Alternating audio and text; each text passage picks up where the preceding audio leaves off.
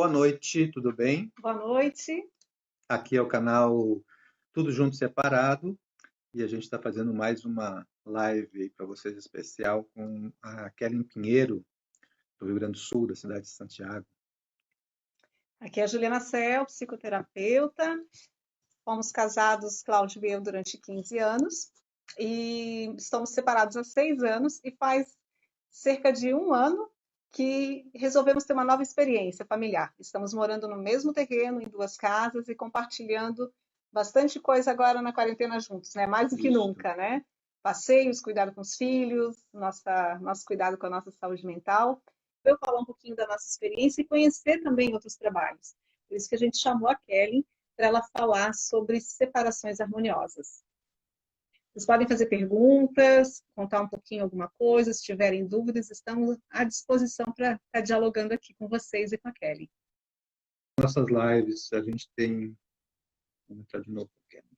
As nossas lives também vocês podem assistir no IGTV, no Instagram e também no canal do YouTube, que é Tudo Junto Separado também.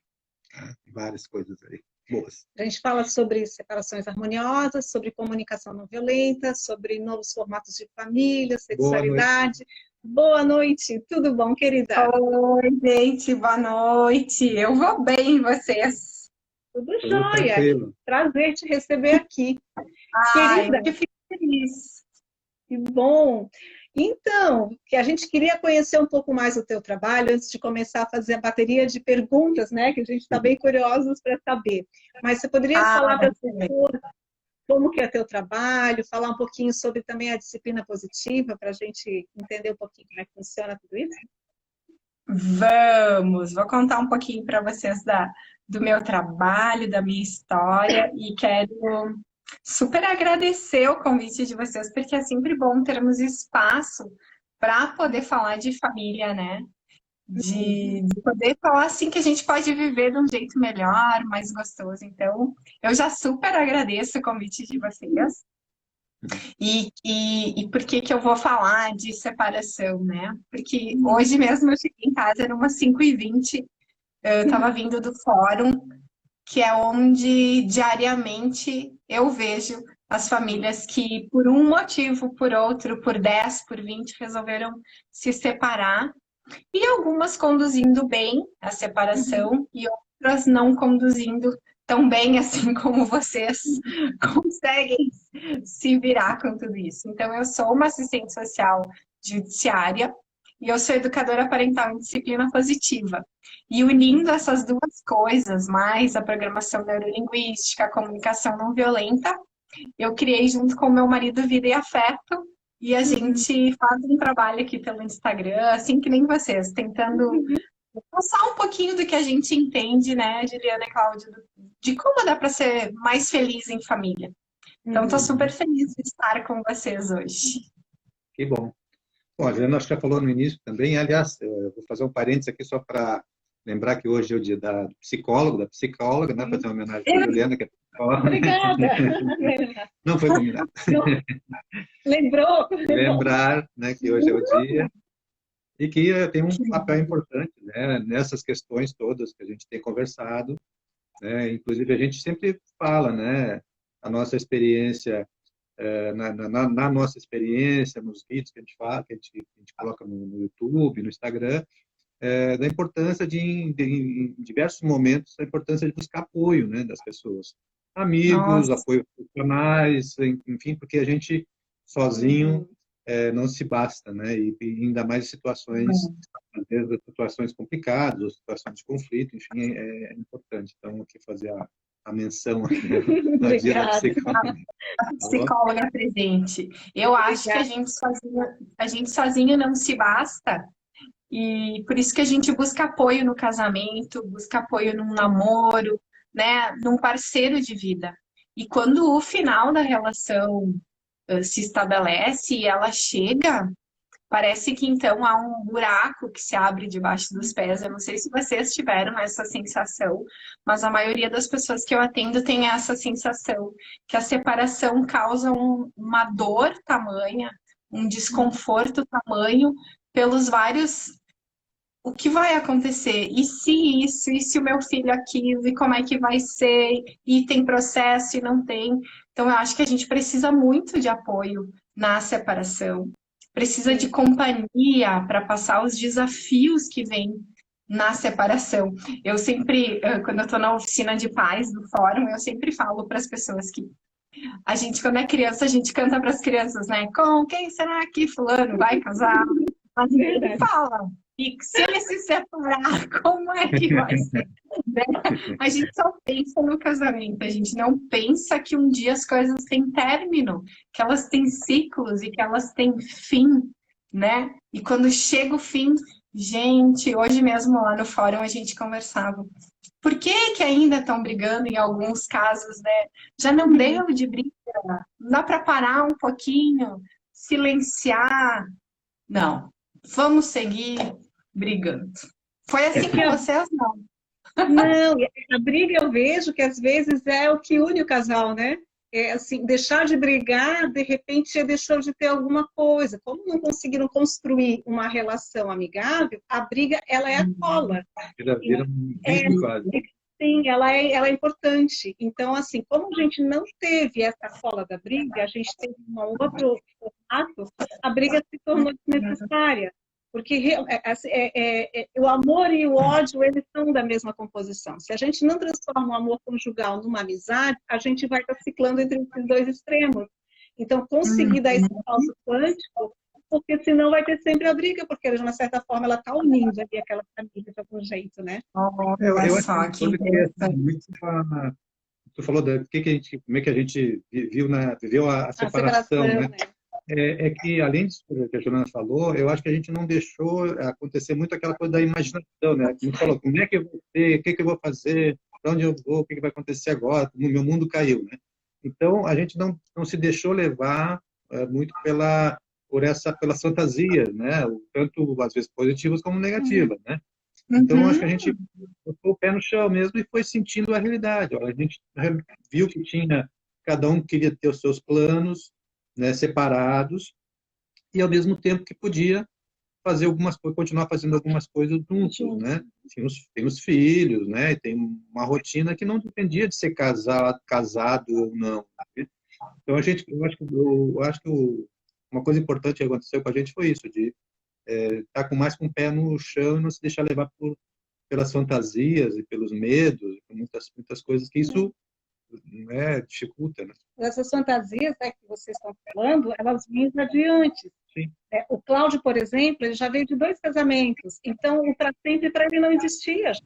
Eu vim de uma família que meus pais são separados, o para sempre também não existia. Então, já dentro do nosso conceito de família, existia a possibilidade, sim, de haver uma separação, mas não de ter um rompimento da família. Então, essa história, acabou o casamento, tá tudo bem, acabou o casamento, mas não acabou a família, não acabou o companheirismo, porque nós somos muito parceiros em várias coisas, mas a gente conseguiu distinguir a conjugalidade da família, né? No meio por aí, Kelly. Mas agora eu queria que você nos contasse um pouco, assim, até para a gente chegar numa separação harmoniosa, eu acho interessante a gente saber o que não é uma separação harmoniosa. Eu queria ouvir da sua experiência. O que você vê no teu dia a dia para contar um pouco para a gente? Eu gostei disso que o Cláudio falou. As fantasias positivas e as negativas. E eu vejo isso. A fantasia positiva, quando a mulher idealiza tudo que o pai vai fazer pelo seu filho. Ela idealiza os passeios que eles farão, o futebol, a bicicleta, como serão os finais de semana. Quer mais entrosamento. Tem alguns casais, quando se separam, que esperam demais do outro. Muita amizade, muita parceria. E o outro saiu do casamento furioso, ele não quer nada daquilo. E um deles fantasiou que poderiam ser amigos. E aí vem um sofrimento, vira um processo, porque quer exigir que o outro seja aquele pai e aquela mãe que ele idealizou. Então, acho que uma das fantasias positivas de que tudo vai ser... Não, a gente vai se dar muito bem, vai dar tudo muito certo. Tira um pouquinho o pé do chão.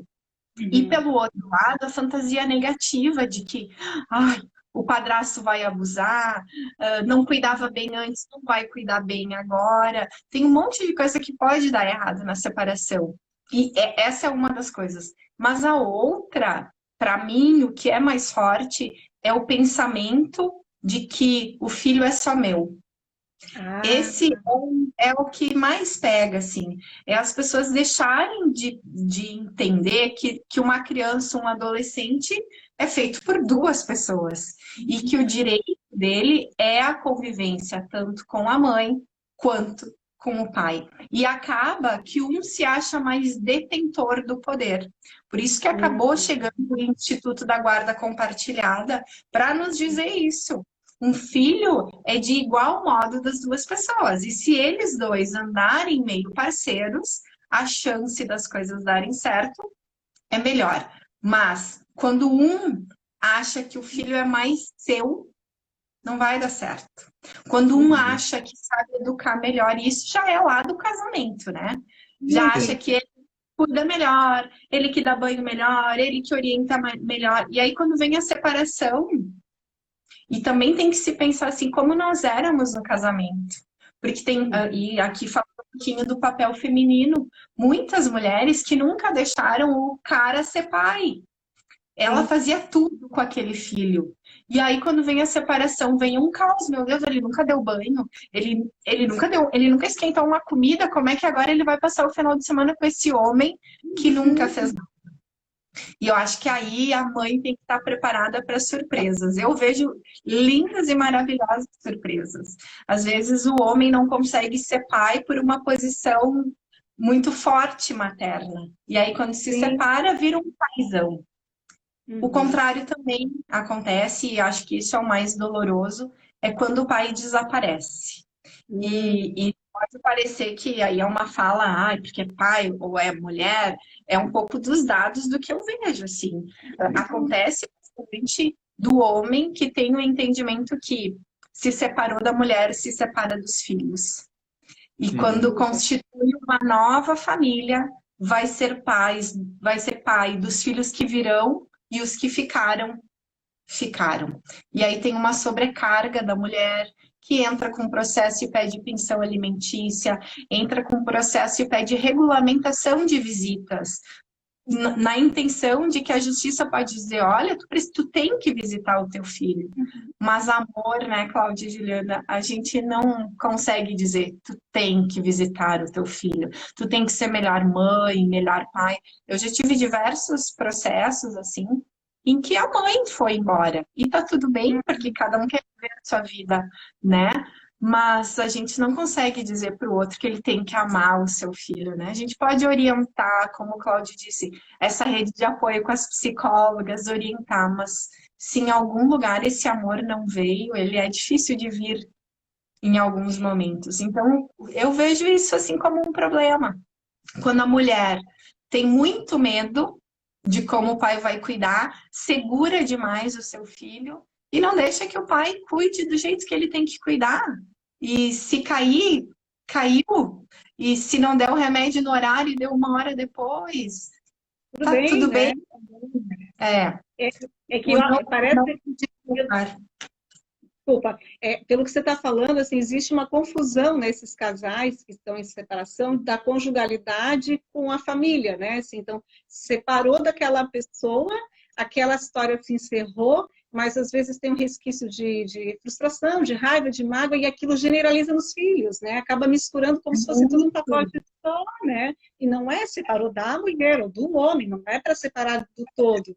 Mas aí tem uma questão que eu queria que você comentasse, assim, o uso, às vezes, dos filhos para poder magoar o outro, para poder deter o poder um pouco sobre o outro. Você vê isso na sua prática? Vejo, Juliana. E sabe que a gente tem umas percepções, assim, profissionais, né? O primeiro ano da separação, ele é o ano mais difícil da vivência da nova família. Por quê? Porque vem essa mistura. Todas as mágoas, todo o ódio, toda a frustração, todo o nojo, ele explode na separação, né? E a pessoa não consegue olhar aquela mulher como a mãe das crianças, o pai como o pai dos filhos, e enxerga como o ex. Aí a felicidade daquele ex me incomoda, Então, ele não pode ser feliz agora que a gente se separou. Aí não deixa a criança ir para o passeio. Ou faz com que a criança também não queira. São alguns jogos jogados, né? No dia que é o dia da convivência do outro, prepara um churrasco em casa, prepara uma festa, para o filho já ir para a visita, mas já ir com a cara assim meio amarrada, com cara de quem não tava com vontade de ir, porque queria ficar na festa que a outra família preparou. E para que faz isso? Não para agradar o filho, para prejudicar, para machucar, porque ainda tá com essa frustração, com a raiva, com o ódio dessa relação marital que não deu certo.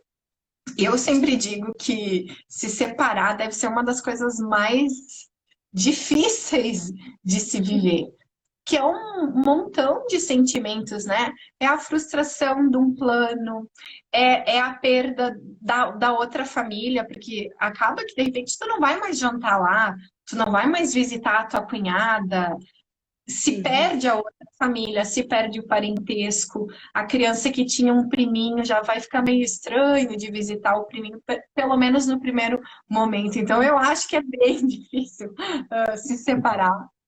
Mas acho que é mais difícil ainda a separação quando as pessoas bloqueiam demais, que nem eu digo. Às vezes eu digo para as pessoas, para de bloquear. Foi só um atraso. Foi só um banho que não foi dado. Foi só um horário que o outro esqueceu de pegar o filho, de levar o filho, né? Acho que as pessoas também, movidas assim por muita intriga, por muito ódio, bloqueiam demais. Às vezes a criança conta uma coisinha, ai, a mãe tá chata. Tá chata por quê? O que ela te fez? Ela te bateu? Já viram... Ela quer, né? Criar, né? Quer motivos, né? Aquela música, me dê motivos, né? Me dê motivos, né? Bem assim. Tem uma pessoa que colocou ali, separação, a Thaísa Flores. Separação é luto em vida. De fato, né, a separação ela segue um processo de luto que tem uma pesquisadora, Elizabeth Kubler-Ross, que ela brilhantemente explicou sobre o processo de luto na questão da morte, né, da morte e morrer. Só que a gente usa, né, a Elizabeth Kubler-Ross para vários lutos da vida, não é só da morte morrida, vamos dizer assim, das outras mortes que a gente tem na vida, né? E Elizabeth, ela coloca, são 5 fases, né? É a barganha, a raiva, a depressão, a aceitação, a negação, né? A negação é a primeira. Negação, raiva, barganha, depressão e a aceitação. Agora me enrolei. Mas, enfim, ela até coloca uma data, que eu não gosto de falar publicamente, porque senão a gente fica com esse tempo na cabeça, porque cada um vai viver esse luto de uma forma. Na separação, eu vejo que existe a possibilidade da gente estar tendo um luto da família daquele formato e poder entender que vai ser criado um outro, e ao mesmo tempo pode ter uma euforia de estar tendo as novidades, né? Também. Então, é muito interessante a gente poder aceitar que, paralelamente, vai ter uma parte boa, de uma nova descoberta de si mesmo sozinho, e uma parte do luto daquele formato. E elas vão coexistir e não precisa a gente se sentir culpada, às vezes está bem, ou com raiva se o outro está bem, né? As duas coisas correm juntas, né? O que mais aqui? Eu acho que é um luto mesmo, né? Mas até a pessoa entender que, ok, essa parte da minha vida acabou e uma outra começa. Isso eu acho tão difícil, né? E o que eu acho que pode complicar um pouquinho, assim, é quando um do casal, esse ex-casal, começa a viver essa outra vida e não permaneceu no luto. Se deu, para mim acabou esse luto, eu quero ir para a festa, eu quero viver. Aí é um outro momento para começar a dar briga entre os casais. A entrada da madrasta, a entrada de um padrasto. Eu vejo que às vezes tem famílias que vão muito bem, 1 ano e meio, 2 anos, porque ninguém casou novamente. No momento que aí já começam os medos. Como é que vai cuidar do meu filho? E se judiar do meu filho?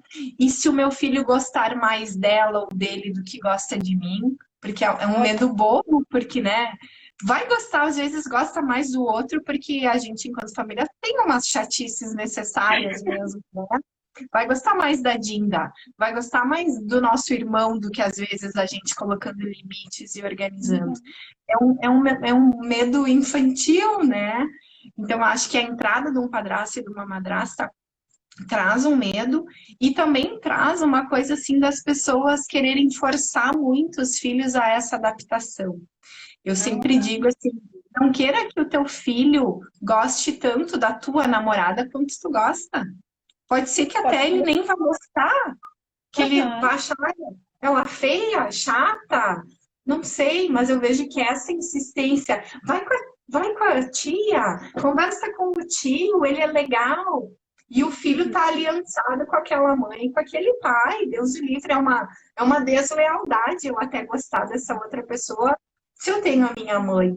Então, antes da apresentação desse novo companheiro, tem que ter um trabalho muito cuidadoso, né, com o seu filho, né? E mesmo, eu acho que às vezes até coisas básicas precisam ser explicadas. O namorado da mãe nunca será teu pai. A namorada, o que foi, Juliana? Como é que você orienta essa questão da entrada dos namorados e namoradas? Eu tenho uma frase que a gente sempre gosta de dizer assim, ó. Aprenda o que não deu certo na tua relação anterior antes de se jogar na outra, né?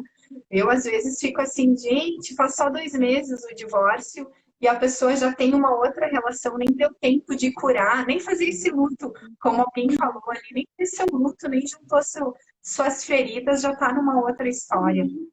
Mas a orientação é sempre que se converse com o filho conforme a idade, o amadurecimento e o entendimento que ele tem. Mas que não se mantenham segredos. De repente, aquela mulher transitando pela casa é só amiga do pai. Sim, As crianças não são mais os bobinhos que não vão perceber, né? Não vão entender que a tia tão querida é só amiga do pai. Sabe? Né? Tem que falar a verdade. E outra coisa que tem que falar também, que eu acho que às vezes fica confuso, é quando os filhos acreditam que eles podem fazer alguma coisa para os pais reatarem a história. Eu vejo isso quando eu atendo, assim, criança ou adolescente, lá no fundinho, assim, esse desejo de que os pais voltem, existe. E se ele existe é porque ninguém ainda clareou e disse, olha, não rola mais. Acabou, acabado, bem acabado, é assim, acabou, e aí fica idealizando. E também, às vezes, eu percebo esses filhos com um pouquinho de culpa.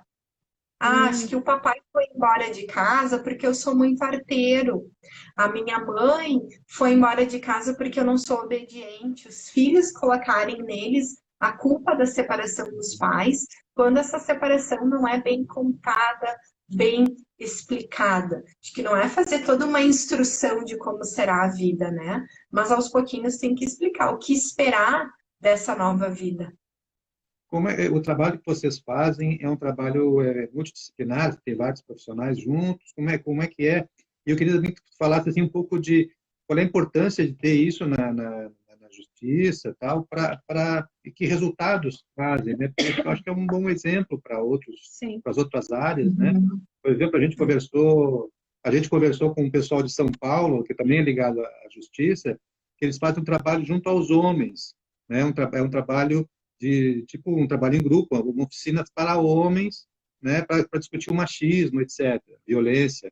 Então, eu acho que esses trabalhos, que nem sempre aparecem, né, que nem sempre estão na mídia, mas são importantes, queria que falasse um pouquinho sobre os resultados, né, que eles têm do ponto de vista humano, assim, de colocar as pessoas, novamente, como a gente estava falando no início, com o pé no chão para enfrentar uma nova realidade. Eu sou uma eu-keep. A minha eu-keep é formada pela minha única pessoa, assim. Quando a gente está no judiciário, assim, as equipes, elas são ou assistentes sociais ou psicólogos, ou assistentes sociais e psicólogos juntos. Mas meu fórum é do município de entrância média, que se fala, não é tão grande nem tão pequeno. Então, só tem eu. O meu trabalho é de dar um parecer. né? Quando aciona um perito num processo de separação, é para dizer o que deve acontecer com aquela família.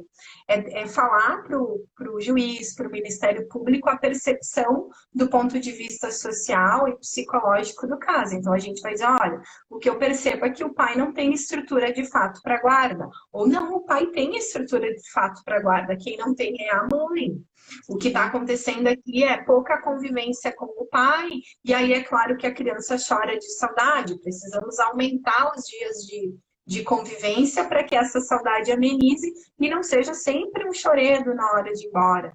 Na entrevista com o adolescente, entender por que ele não quer ir visitar a mãe. O que acontece? E aí, quando chamar a mãe, dizer, olha, não é que o pai está fazendo alguma coisa com esse adolescente. É tu que não tem um ambiente que faça o teu filho querer estar contigo. Ele vai para tua casa, tu não tá. Ele vai para tua casa, tu fica no celular, ele não se sente bem-vindo. Então, o nosso trabalho é sempre dar um parecer, dizer o que a gente acredita que é o melhor para aquela família.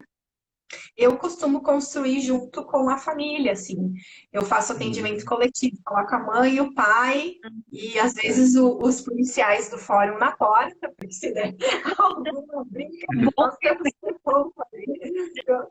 Como eu estudei mediação judicial, eu uso umas técnicas da mediação para conseguir conduzir o diálogo entre um pai e uma mãe, porque eu vejo a disputa, e esse nome, né? A disputa de guarda. Se é uma disputa, alguém tem que ser vencedor. E nunca é o filho. A disputa é para quem vence, a mãe ou o pai. Mas não é para ver se o filho vai ganhar alguma coisa. É para a mãe provar que ela está certa e que ele é errado, e ele provar que ele é certo e ela é errada. Então, até os termos que a gente usa, eles são ofensivos, né? Regulamentação de visitas. Olha que filho vai visitar alguém. Filho tem que conviver. É a regulamentação da convivência, não da visita. Porque eu sempre oriento assim, alguém perguntou como é que faz para ser uma separação amigável. É entender que o outro tem que fazer parte, uma parte forte na vida do filho. Então, quanto menos tempo convive, quanto menos tempo o filho vem para minha casa, mais eu acho que o meu filho não está bem, que ele está com problema, e aí fazem 300 mil encaminhamentos dos filhos para os psicólogos. Mas é porque convive muito pouco, teu filho não tem problema algum, é tu que não entendeu que ele é mais calado. E aí começam as brigas, mas ele é muito quieto, ele não fala, eu acho que lá na casa ela não deixa ele nem falar. Será que tu conhece o fundo do teu filho para fazer qualquer diagnóstico sobre isso? Se tu vê 2 finais de semana por mês. Então, as equipes, elas entram para desanuviar esses pensamentos que tem de pai e de mãe, esses pensamentos que um quer botar a culpa no outro. Eu acho que o que falta mesmo é a abertura para o diálogo. É muito difícil os casais dialogarem sem se atribuir culpa. A frase vai ser, voltou gripado, tu não cuidou. Não é a pergunta, o que aconteceu que ele voltou gripado? Tu não cuidou. E vai para um advogado que tem um perfil de embate, vai para um advogado que tem um perfil de conflito, ele vai escrever isso. Fulano não cuida do filho, sempre volta gripado. Mas ninguém perguntou o quanto ele se divertiu no banho de mangueira. E o quanto aquilo foi legal, né? Então, tem que ter muito cuidado, assim, para fazer isso ser harmonioso, é estar aberto para o diálogo. Tem que querer entender. E eu sempre digo assim, se vocês se separaram, quando eu coloco os dois juntos assim comigo, é porque vocês não pensam igual. É porque vocês não entendem a vida do mesmo jeito. É porque algumas coisas vocês não estão alinhados. Então é normal que um vai cuidar o filho de um jeito e o outro do jeito. Mas com o tempo tem que ir se dialogando para dizer, olha, aqui em casa ele está dormindo às 10. E o outro deixa dormir meia-noite. Daí já dá uma dissonância no organismo do filho. Daí já complica. Então tem que ter uma disposição para dialogar. O que às vezes os casais terminam a relação com tanto ódio que o que querem é nunca mais se falar. E agora eu me lembrei, semana passada eu atendi uma família que já se separaram há mais de 5 anos. E até hoje a mãe e o pai não se conversam. Poxa, 5 anos, já passou quanta água embaixo dessa fonte? Será que não dá para perguntar de novo, pelo menos um oi, um boa tarde, tudo bem? A filha está bem, a filha está mal? Então, a disposição para o diálogo, ela tem que estar presente em quem quer se separar, em quem já se separou, e dialogar. Tu estavas falando ali da questão do diálogo na separação e de como é que ficam jogando, às vezes, a culpa no outro se a criança não está bem, né? Até entrou aqui a Cláudia, que é advogada, a gente fez uma live com ela, e uma das coisas que ela nos chamou a atenção naquele dia foi que a forma como um fala mal do outro, e às vezes isso entra no processo, abala tanto o outro ex-cônjuge, né? Que a criança... Então, isso não passa na cabeça do ex-casal, de que se eu estou agredindo o pai ou a mãe do meu filho, eu estou afetando o meu filho. Então, que até para minha criança, o meu adolescente se sentir bem, passa por eu ter, no mínimo, uma relação educada. Se não quer ser amigo como a gente tem, que eu sei que não é todo mundo que tem essa amizade, e a gente também entende o peso que todo mundo tem que orar junto, ser amigos, porque isso é muito pessoal. Mas o que a gente chamar atenção é que, no mínimo, sejam educados. Porque os filhos, eles não querem ver, olhar torto na hora de entregar, né, a mochila um para o outro, esses olhares de que você está gripado, a criança vai se sentir culpada de ter gripado porque vai saber que a mãe vai brigar com o pai porque ela é de inteira, né? Então, sempre passa por isso. Qual o objetivo ali? Não é o filho, não é a filha. Então, como é que eu posso me comportar em relação àquele outro que pode ser que eu nem queira mais, mas de que forma que aquela pessoinha ali se sinta bem, né? Eu acho que também tem uma coisa que a gente está falando bastante da separação, mas essa questão que tu coloca do diálogo, ela tem que permear, precisaria permear, né? Em tese, a relação toda.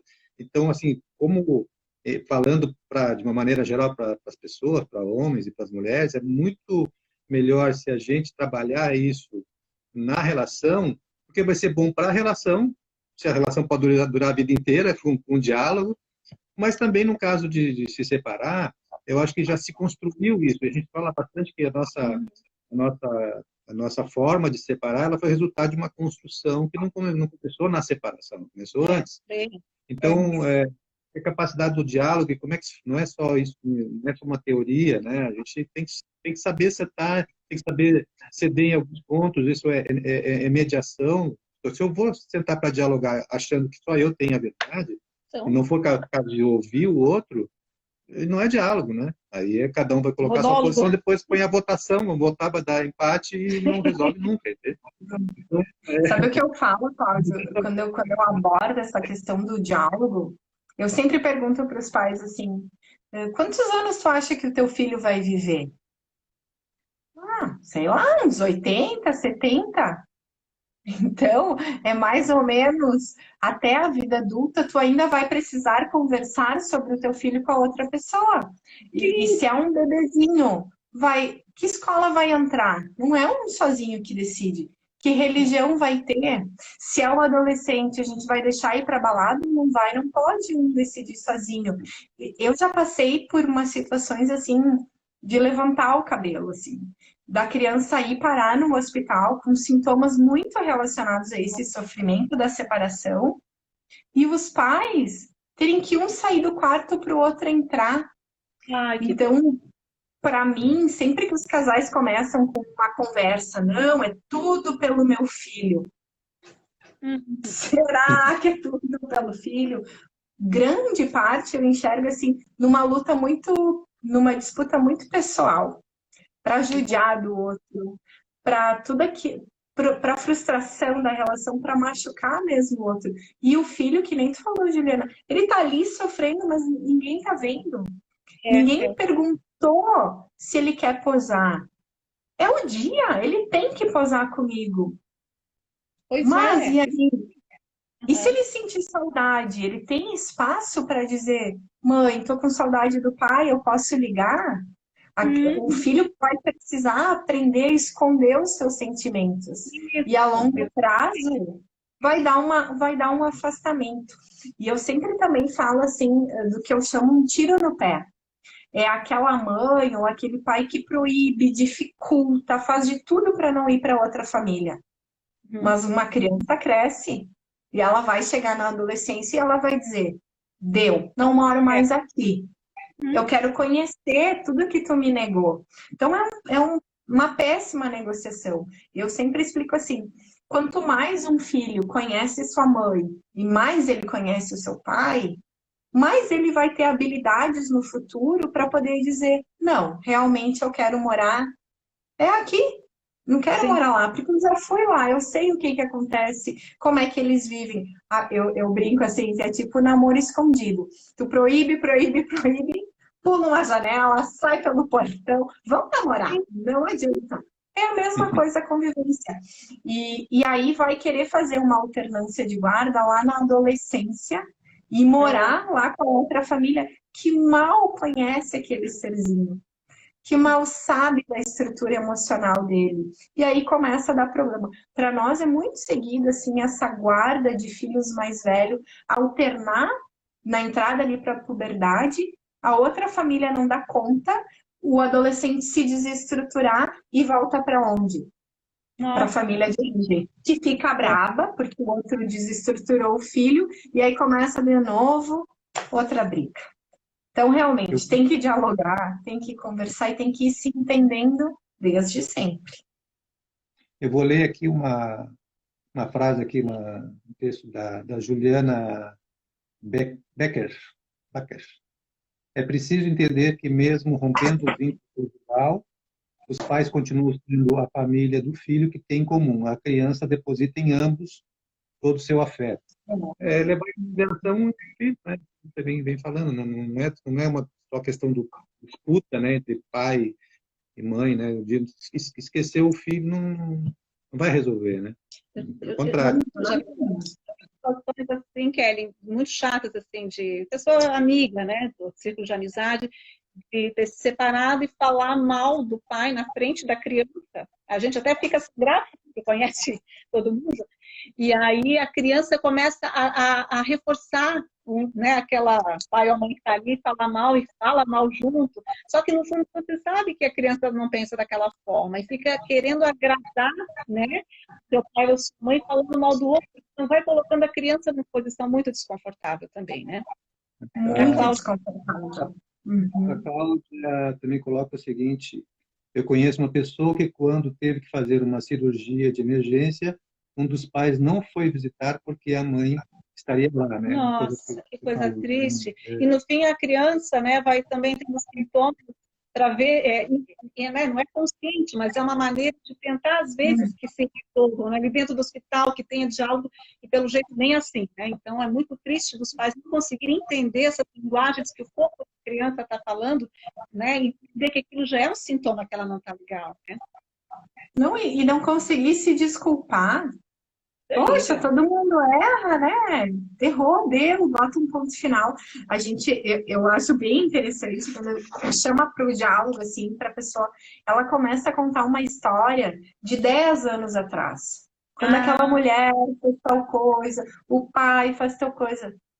Nossa. Poxa, 10 anos atrás todos nós éramos outros seres, com outras estruturas, com outro jeito. Um processo de separação, ele é daqui para frente. O que cada um se propõe daqui para frente, porque senão não acaba nunca um querendo juntar prova contra o outro. Isso que tu está dizendo, para falar muito mal do outro, para que a criança também fale. E quando tu falou aquilo, eu me lembrei que as pessoas têm uma ideia de que criança não mente, de que criança sempre fala a verdade, o que não é uma verdade. Se ele chegar da visita da casa do pai e a mãe já tá com uma cara assim, horrenda, tipo, como é que foi lá? Claro que ele não vai dizer feliz da vida que foi o melhor dia da vida dele, se ele sabe que não é o que a mãe quer ouvir. Ainda mais a geração de filhos que nós temos agora, né? Eles são mais espertinhos. Ele vai falar talvez o que tu quer ouvir, e aí vai te dizer, não foi legal. E talvez até foi. E teve uma vez que eu entrevistei um adolescente, e ele me contava que umas 3 quadras antes de chegar em casa, ele já fechava o semblante, assim, fazia uma cara de tipo, Foi horrível ir com meu pai, para quando chegasse lá, poder confirmar o que a mãe queria ouvir, que tinha sido horrível. Olha, tu não poder, para mim, o pior é não poder viver o amor. É eu não poder dizer o quanto eu amo a minha avó paterna. Porque a minha avó materna detesta aquela outra véia. Porque também tem, não é só pai e mãe que briga, né? Tem os por detrás, assim, né? Eu sempre digo, não, eles me contam assim, não, mas lá em casa ninguém fala mal dela. Será que lá na cozinha, lá na churrasqueira, ninguém fala mal? E o filho passou e ouviu? Será mesmo? Aí a gente está negando a nossa incapacidade de lidar com as coisas da vida. Claro que a gente fala mal e o filho percebe que estão falando mal. E está falando mal de uma partezinha que é ele, né? O pai sou eu, a mãe sou eu. Isso. E às vezes a criança pode até ser parecida, né? E aí também tem, né? Não tem? E aí? Você está se parecendo com a fulana, você está parecido com o Beltrano, e ainda tem essa carga, né? Não, não é fácil, eu digo sempre, gente. Não é fácil, e o que eu acho que também complica é as pessoas acharem que um juiz vai resolver, que um processo vai dizer o que alguém de fora vai resolver. Nossa, sabe, Cláudia e Juliana, nós temos processos assim de 11 anos. 11 anos. Brigas intermináveis. De pessoas esperando que o judiciário diga com quem a criança tem que morar. E eu, quando pergunto assim, olha, não quero eu ter que dizer quais dias o filho vai te visitar. Me diga você que dias são melhores para o teu filho te visitar. E às vezes eles se assustam e me dizem, nem sei. Nem eu, porque eu até nem moro na tua casa, eu sou meio brincalhona, assim, né? Eu nem moro contigo, eu não sei qual é o melhor dia para o teu filho te visitar. Porque há essa ideia de que talvez uma visita assistida vá fazer enxergar como ele não é um bom pai, ou que a justiça vai dizer como ele deve ser. As pessoas descem no elevador e brigam na calçada, lá do fórum. Elas mentem, elas nos enganam até nós, que somos entrevistadores com um pouquinho mais de perícia para detectar as coisas, né?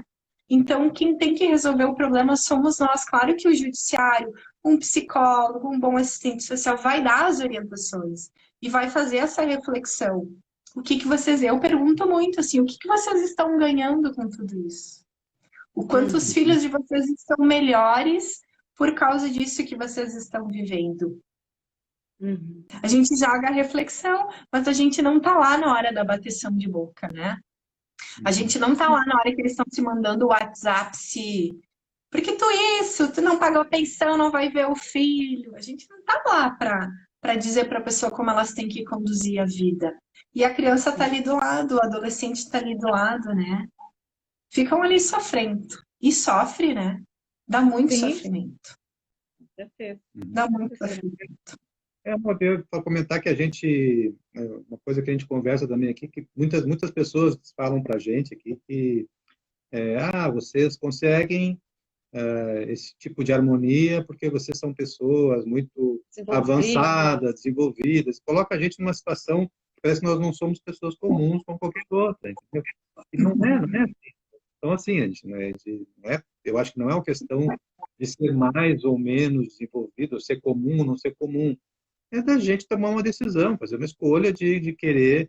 A nossa escolha, minha particularmente, da Juliana provavelmente também, é que a gente acha que é difícil separar, é difícil resolver conflito, mas é muito mais difícil viver no conflito.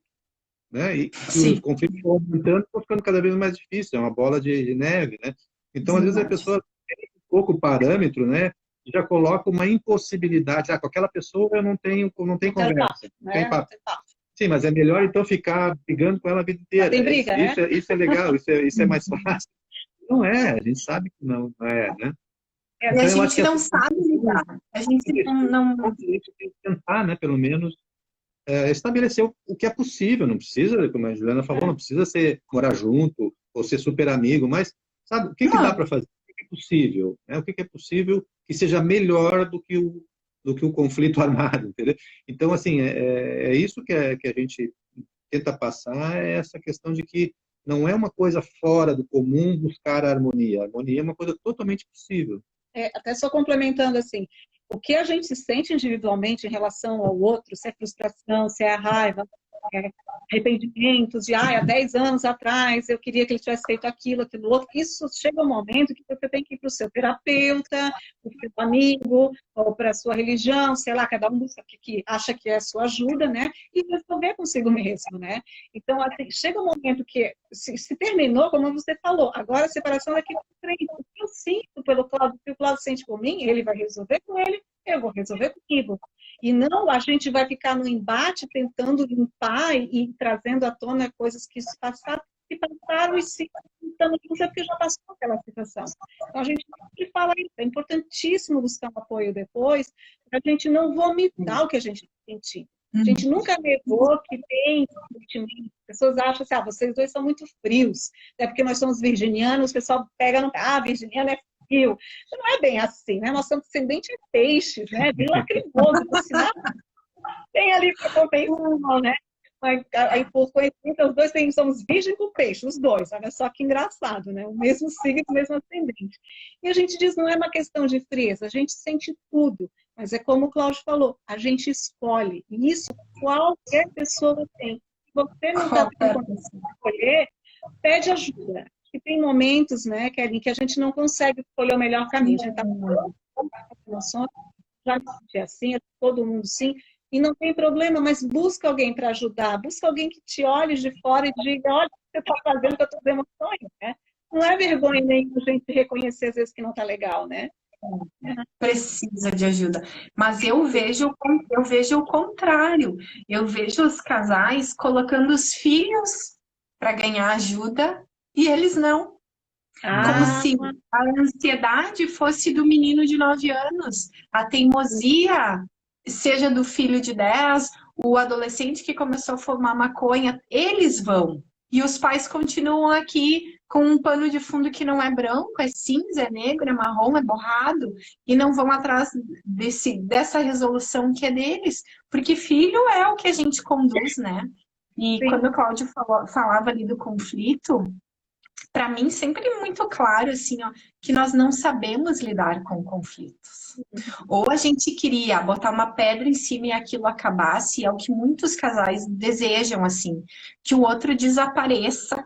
Ai, por que que ele não desaparece? Às vezes graças a Deus, ele vai morar em outro estado. Mas e o que o seu filho vai sentir de falta daquela outra família, né? Então as pessoas não sabem lidar com o conflito, não sabem se expressar e dizer, olha, o que eu quero é que tu tente chegar entre 6 e 6:30. É possível? Mas tu nunca chega no horário. Sempre vai para discussão. E a gente não aprendeu a lidar com conflito desde criança. Porque na escola, o que nos mandam fazer? Pede desculpa. Ninguém nos ensina a dizer o que tu sentiu quando o colega fez isso. E o que tu sente quando tu fez isso. Nós não sabemos fazer. E aí a gente tem que ter essa maturidade que talvez vocês tenham, que é de dizer... Não soubemos como lidar, mas a gente vai guardar pra gente, vai se tratar e não vai, como tu disse, vomitar no outro, até porque o outro é o pai, é a mãe do meu filho. Exatamente. E se ele não estiver bem, eu sempre digo isso para as pessoas, tu briga com o pai da criança a semana inteira, a sexta ele vai pegar o pequeno, tu destratou ele a tarde inteira, tu realmente acredita que ele vai pegar o teu filho numa good vibes, numa energia assim, nossa, super alegre, ele vai estar resistente, ele vai estar assim, tenso, não vai conseguir ser 100% a sua melhor versão de pai. Então, talvez o que falta para quem vive a separação é essa noção mais ampla de tudo que se está fazendo.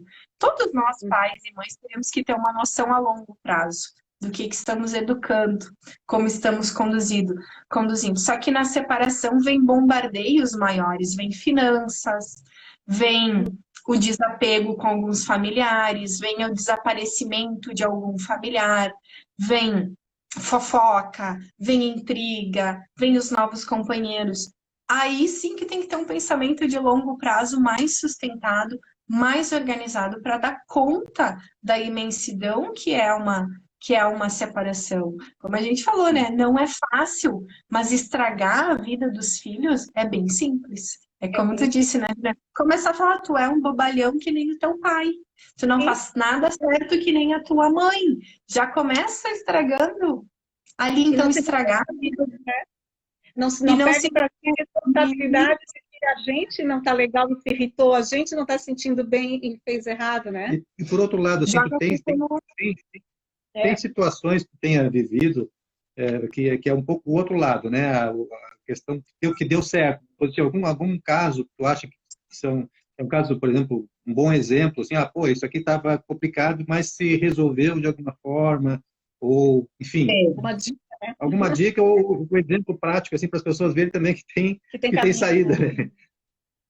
Eu acho que o que mais dá certo é quando a pessoa desiste de lutar. Quando ela entende que não é uma guerra. Já começa dando certo, não é uma briga. Eu não preciso brigar. Dá certo quando eu entendo que o meu filho tem pai e tem mãe. E se não tem o pai presente, tem a avó paterna, que é família. Dá certo quando os adultos tiram o olhar de si e depositam na necessidade do filho. O que o meu filho precisa? De companhia, de parceria, de atenção da outra família também, não só da minha. Quando as pessoas tomam a decisão de escolher que sentimentos querem sentir pelo outro. Eu vou querer sentir raiva e ódio até quando? Eu vou querer sentir nojo, amargura dessa história até quando? E eu sempre gosto de dizer, quem sabe tu olha para essa outra pessoa como sendo a pessoa que te deu o melhor presente da vida. Em troca por uma gratidão enorme. Se não fosse essa pessoa, não seria o teu Daniel desse jeito. Não seria a tua Júlia. Seria uma outra Júlia que não é essa que tu ama tanto. Então, entender o outro como alguém que te doou algo esplendoroso na vida. E cuidar das suas emoções. Eu sempre falo muito para as mulheres, principalmente. Tu precisa ter um dia para estar sozinha, para sair, tomar uma cervejinha que seja, porque senão a mulher também traz uma culpa de que o menino foi sexta, sábado, domingo e segunda para a casa do pai, de todo mundo achar que ela é uma péssima mãe porque ela fez isso. Também é lutar com o que as pessoas entendem que a mãe tem que ser. Ou aquela mulher que acha que eu não dou conta ficar com os dois filhos, vamos ter que dividir. Um vai e o outro fica.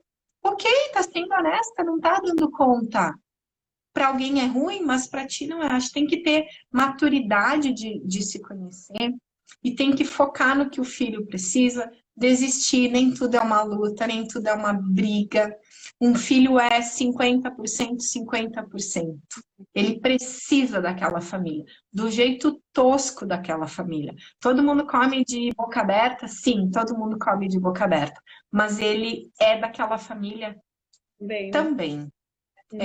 E assumir algumas coisas. Por exemplo, quem fica com os filhos vai ter sempre mais trabalho. Sim. Vai ter mais cansaço, vai ter mais desgaste. Sim, não vai ter como dividir todo o cuidado do filho. Esse cuidado vai ficar meio capengando. Um vai fazer mais e o outro vai fazer menos. Porque até uma questão de tempo e de horário. Eu acho que não é simples, mas com esforço de tentar entender o outro, com esforço da conversa, com esforço do respirar fundo, silenciar. Não precisa falar tudo que passa na cabeça. Não precisa dizer todos os impropérios que te vieram. Segura para ti. E preservar o filho. Vejo que é aquilo que tu falou. Fala do filho, do pai, junto com a criança. Não preserva. E talvez por uma ideia moderna que a gente acha agora, que as crianças são muito inteligentes, que elas sabem tudo e que tudo pode ser falado a elas. Inclusive que o pai não pagou a pensão alimentícia. E que a gente vai comer menos porque o pai não pagou a pensão alimentícia. Nem tudo uma criança precisa saber.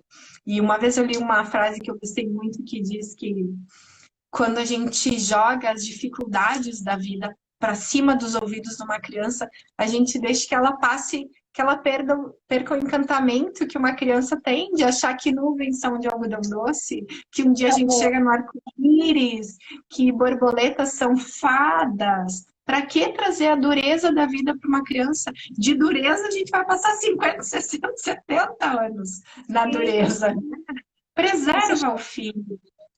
Chega a ter uma violência psicológica, né? De certa forma, achando que está protegendo horrores. A criança dando um dado do pai para a mãe sobre, né, alguma circunstância até financeira, está violentando a criança emocionalmente. Ela não tem idade para avaliar, ela tem o direito de ter a visão dela de cada um, e entendendo também que ambos têm seus defeitos, e mesmo assim ela vai amar. Eu acho que é uma coisa incrível que se ensina, né? Eu posso amar uma pessoa que tem defeitos, enquanto ela se sentir livre para poder exercer esse amor. Tem alguém sempre cobrando de que não, você só vai amar quem é certinho e faz assim, assim como eu. Que lindo. Olha que liberdade boa que a gente pode dar para os filhos, né? Deixa eles amar o que eles querem, né? Nem nós somos perfeitos, por que a gente exige isso dos outros, né? Ah, que lindo isso, nunca tinha me ocorrido falar isso. Usarei essa frase, Juliana. Trabalho maravilhoso. Estou encantada, as pessoas estão dando um monte de parabéns, estão dizendo que o trabalho é amoroso, né? Querem parabéns pelo trabalho amoroso. Vários parabéns ali em cima que também eu já li. Realmente você é uma pessoa que faz a diferença. Muito bom, né? Obrigado. A gente está chegando ao final, faltam mais 4 minutinhos. Correu rápido, né? Super bom. Eu não sei se tu queres, né, alguma coisa que a gente não tenha abordado, que tu acha que é importante colocar da tua experiência, do teu, né, do que tu tem estudado, que tu gostaria de falar aí para eu acho que a gente vai combinar uma num horário mais noturno, lá pelas 9h30, para a gente falar sobre guarda, sobre direito à convivência, essas confusões que dá de horário, entregou, não entregou, o que é guarda compartilhada, o que é guarda unilateral, essas coisas mais específicas que tem muito mistério e nem tudo é verdade, nem tudo é como a gente entende que é. E quero dizer para quem está nos assistindo que eu tenho uma playlist de vídeos aqui no meu canal, é só acessar. São 10 dicas curtinhas, assim, que eu tento dizer, olha, tem um jeito de ter uma separação harmoniosa, tem um jeito de viver bem. E aí eu coloquei essas dicas em vídeo. O que eu poderia dizer é que a gente tem que querer viver bem. Isso tem que ser uma decisão de vida. E querer viver bem é julgar menos, é criticar menos, é aceitar mais, é entender que umas coisas não vão ser perfeitas, que nem tu falou, né, Juliana? Umas coisas vão dar bem errado. Mas faz parte do que vai estruturar o nosso filho. Ele vai crescer com isso. E quem sabe não vá daqui a 20 anos a gente vai dizer é o defeito do pai que ajudou ele a ser um ser humano melhor. Isso. Então que a gente, né, tenha esperança, tenha fé, acredite que coisas boas podem acontecer. Só que a gente tem que se mobilizar para que elas aconteçam, né? Sem dúvida. Pode falar o nome o endereço do teu canal para as pessoas que quiserem. Vida Afeto. Tudo juntinho. Vida Afeto. Tá ali no link da bio, nessa playlist. É um prazer para mim. Acho que a gente vai puxar essa playlist para o nosso canal também. Se autorizar, a gente coloca no... Divulgar no canal. Vídeo. Por favor. A gente tem que colocar, né, sobre harmonias. Fico bem feliz. Obrigada. Coisa boa. Tá bom. E vamos marcar outra. Vamos marcar logo, logo. Muito obrigada, querida. Beijo. Obrigada a todos. Obrigada. Tchau, tchau. Obrigada.